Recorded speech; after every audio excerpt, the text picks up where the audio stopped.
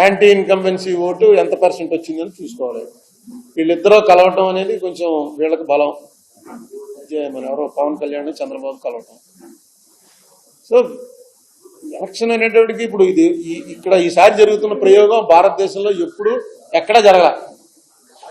జగన్మోహన్ రెడ్డి చేసిన ప్రయోగం ఏంటంటే ఎక్కడ అప్పు దొరికితే అక్కడ అప్పు చేసి మనకు వచ్చిన డబ్బు మొత్తం అంతా కూడా బిలో పవర్టీ లేని వాళ్ళకి పంచిపెట్టేయడం అని ఒక కొత్త ఐడియా. అసలు ఈ పంచిపెట్టాలు ఇవ్వడాలు ఇందిరాగాంధీ స్టార్ట్ చేసింది. అందులో ఇచ్చారు, ఓన్లీ భూములు ఇవ్వడం ఇవి చేశారు, డబ్బులు ఇవ్వడం చేయలే. ఎన్టీ రామారావు గారు వచ్చి బియ్యం ఇవ్వడం చేశారు. అలా అలా ఒకళ్ళు కాంగ్రెస్ వాళ్ళు వచ్చి మాఫీ అంతా రుణమాఫీ అన్నారు. నెమ్మదిగా ఎలా వస్తుందంటే మనకు వచ్చే రెవెన్యూ అంతా ఇచ్చేస్తే వీళ్ళు ఓట్లేస్తారు. అయితే ఒకటే ఓటర్ ఆలోచించవలసింది ఏంటంటే ఎందుకు వీళ్ళంత తాపత్రయపడుతున్నారు. మీరు చూడండి, ఏ రైతు కూడా కొడుకుకి వ్యవసాయం చేయమని నాకు చెప్పట్లే. ఏ లారీ డ్రైవరు ఆటో డ్రైవరు నా కొడుకు నాకన్నా గొప్ప డ్రైవర్ అవ్వాలని కోరుకోడు. ఎందుకు డాక్టర్ గారు కొడుకు డాక్టర్ అవడానికి ఇష్టపడతాడు, పొలిటీషియన్ కొడుకు పొలిటీషియన్ అవడానికి ఇష్టపడతాడు. ఎందుకంటే వీటిలో ఆదాయం ఎక్కువ ఉంది. జర్నలిస్ట్ ఎవడో కొడుకు జర్నలిస్ట్ అవ్వాలి కానీ అయిపోతుంటారు జన్యుపరంగా అయిపోతుంటారు. నాకు చాలా మంది చదువుతుంటారు.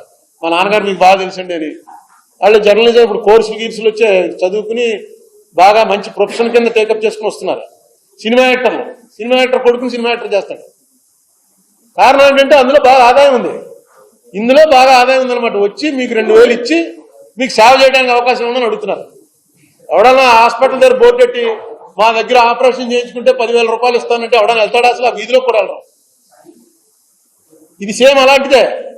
మేము చేస్తాం ఆపరేషన్, మీకు 2000 ఇస్తున్నాం, ఇప్పుడు తర్వాత ఇంకా ఇవన్నీ కూడా ఇస్తాం అని చెప్తున్నారు. అది ఎవరైతే ప్రజల్ని వివేకం చేయాలో చేయగలిగిన వాళ్ళు ఎవరు లేరు. ఎవరో వాళ్ళు మాట్లాడట్లేదు.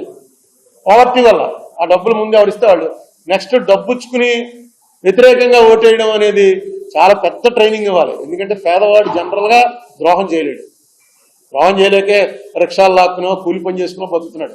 ఎక్కడో కూలి పని చేసేవాడు ఇంటికి వెళ్ళి అక్కడ ఏ బంగారం దొరికితే తీసుకుని పట్టు పారిపోలేరు. 99% of the people below poverty line honest the core. అందుకే ఏవో చిన్న పనులు చేసుకుని బతుకుతారు తప్ప దొంగతనాలు చేయడం, అబద్ధాలు ఆడడం, నీ దగ్గర డబ్బు తీసుకుని కొడుకేయడం. అందుకే డబ్బులు ఇద్దరు దగ్గర తీసుకుంటున్నారు. వాళ్ళు ఎవరికి ఇష్టమైతే వాళ్ళకి ఇస్తారు, చెప్పేస్తారు కూడాను. ఇంకా వాళ్ళు రాలేదంటే మొన్న ఏంటరా హైదరాబాద్లో చూడండి, పోలింగ్ 4 అవుతున్నా సరే పోలింగ్ చాలా చోట్ల 30%, 40% అయింది. తర్వాత ఎంక్వైరీ చేస్తే డబ్బులు రాలేదు. డబ్బులు రాక ఆగిపోయారు. డబ్బులు ఇచ్చుకున్నప్పుడు వెళ్ళి కూలీలు పడ్డారు. 7 దాకా 8 దాకా తెరిచి ఉండవలసి వచ్చింది. 2014లో ఈ చెప్పుల పార్టీ ఆఫీస్ మీద వచ్చి పడిపోయారు. అది అలాగా దానికి ఏం వచ్చే పరిస్థితి లేదని చెప్పి సుబ్రహ్మణ్యం ఆపేశాడు. మిగతా 2 ఇచ్చారు. మీరు ఎందుకు ఎవరని దేశాయ్ గారి ఇంటికి, దేశాయ్ గారు కాంగ్రెస్కే పనిచేశాడు, చెప్పుల పార్టీకి పనిచేయాలి. అయినా మా ఆఫీస్లో కూర్చున్నాడు కాబట్టి ఆయన ఇంటి దగ్గరికి వెళ్ళి ధర్నా, ఏమి మా డబ్బులని. ఆయన థియేటర్ జీవితం అంతా ఇంత ఆనిస్ట్గా బతికి కాదు ఏంటి పరిస్థితి అని.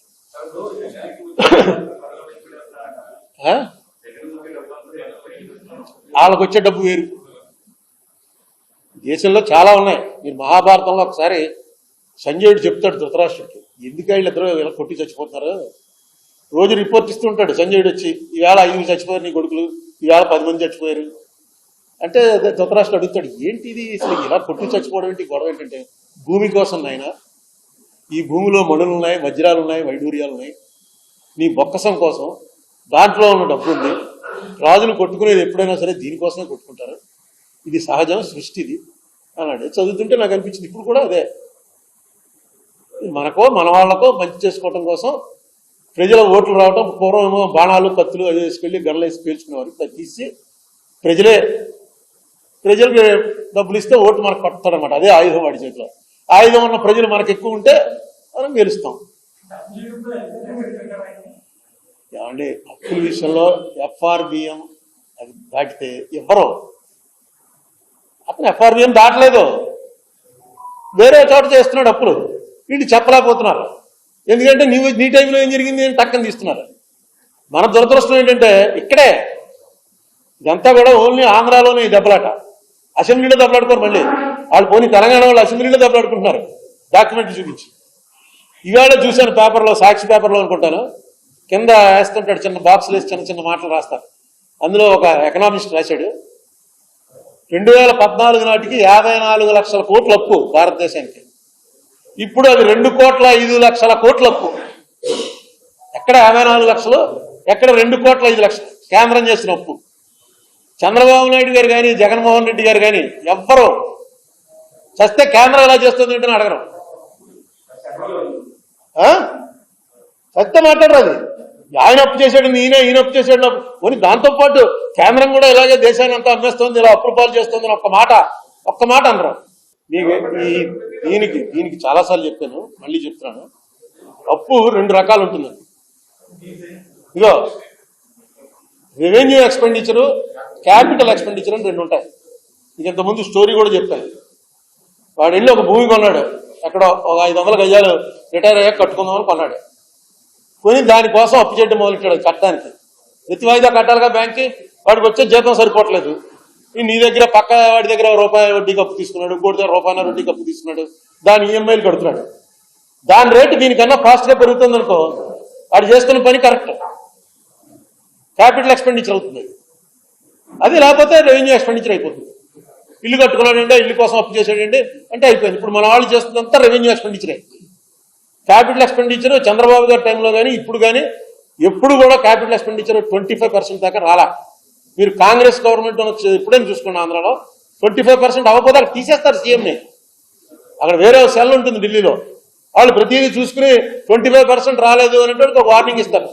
నేను వెళ్ళి పాండిచ్చేరి సీఎం గారిని తప్పించి వైద్యరంగం ఆయన్ని సీఎం చేసింది నేనే ఇన్ఛార్జిని. నేను చెప్పాను, అతను చాలా పాపులర్ లీడరు రంగస్వామితో జనం ఉన్నారండి మార్చొద్దండి. కానీ ఇగో తగ్గిపోతుంది మొత్తం. ఎలాగ మిగతా స్టేట్లు కూడా మొదలెడతాయి. ఎలాగైనా సరే ఆయనకి వెళ్ళి వార్నింగ్ చేయని, ఆయన నా వార్నింగ్ లెక్క చేయలేదు. పార్టీ పెట్టి నెగ్గేశాడు. ఆయన మళ్ళీ సీఎం అయ్యాడు. ఇప్పుడు సీఎం ఆయనే. సో ఏం చెప్తాం, కాంగ్రెస్ అయితే ఒప్పుకోదు, పోతే పోయింది, ఎలక్షన్ పోతే పోయింది. కానీ మనకు ఒక గైడ్ లైన్ పెట్టుకున్నాం, రూపాయలో పావలా ఖచ్చితంగా క్యాపిటల్ ఎక్స్పెండిచర్ చేయాలి. మిగతా 30 అయినా పర్లేదు. పావలాకు మించి వస్తుంది అనుకోండి క్యాపిటల్ ఎక్స్పెండిచర్, అది చాలా ఆరోగ్యకరమైనటువంటి దీంట్లో ఉన్నట్టు. కానీ ఓడిపోతారు. మనకు 26 సీట్లు వచ్చి ఓడిపోయినప్పుడు విజయభాస్కర్ రెడ్డి గారి పరిపాలన చేసిన 3 సంవత్సరాలు highest capital expenditure in India. 92, 93, 94 highest capital expenditure ఖర్చు పెట్టింది. ఇక్కడ 26 సీట్లు వచ్చి తుక్కు కింద ఓడిపోయాం. దానికి ఎలక్షన్కి సంబంధం లేకపోవచ్చు, కానీ కొన్ని లైన్స్ ఉంటాయి. ఇప్పుడు తండ్రి చిన్నప్పుడు సినిమాకి తీసుకెళ్ళు, ఇంకో చోట తీసుకెళ్ళి అంటే తీసుకెళ్ళకపోతే కొడుకు తెగ తిట్టేస్తాడు. మా నాన్న పక్కటి చూడండి ఎంత బాగుంటుందో, మా నాన్న దొంగని. వీడు తీసుకెళ్లి ప్రైవేట్లో కూర్చోబెడతాడు, ఇంకో చోట కూర్చోబెడతాడు. వాడే ఉద్యోగం వచ్చిన తర్వాత అనుకుంటాడు, మా నాన్న వల్లే కదా నేను ఎంతవాడిని నేను. మా పక్కింటోడేమో మామూలు బొత్తిగాడు మెకానిక్ అయిపోయి షెడ్లో ఊడుస్తున్నాడు. నేను కూడా మెకానిక్ కావాలని కోరుకున్నాను, కానీ నన్ను ఇంజనీర్ చేశాడు.